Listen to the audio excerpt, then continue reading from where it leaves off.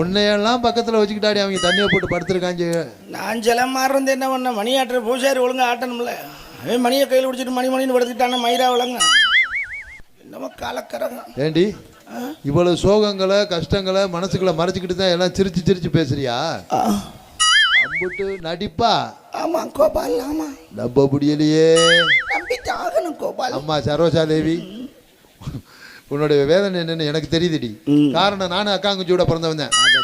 உன் கஷ்டம் என்னன்னு எனக்கு தெரியுதுடி. அதனாலதான் தெரியுது. ஒரு காது அடிச்சா கோழி இறக வச்சு சொரிஞ்சிடலாம், ஒரு மூக்கு அடிச்சா விரல வச்சு சொரிஞ்சிடலாம். உண்மைதான். உன் கஷ்டம் என்னன்னு எனக்கு தெரியுதுடி. நானும் அக்காங்குச்சியோட பிறந்தவன். ஒரு காது அடிச்சா கோழி இறக வச்சு சொரிஞ்சிடலாம், ஒரு மூக்கு அடிச்சா விரல வச்சு சொரிஞ்சிடலாம். உன் கஷ்டம் என்னன்னு எனக்கு தெரியுதுடி. நீ மூடுப்பா. நானும் அக்காங்குச்சி. ஐயா நீ அக்கா தங்கச்சியோட பிறந்த உழப்பு போதும், மூடு. ஏதோ இறக்கப்பட்டுத்தான் சொல்றான்னு பார்த்தா எவ்வளவு நக்கல்.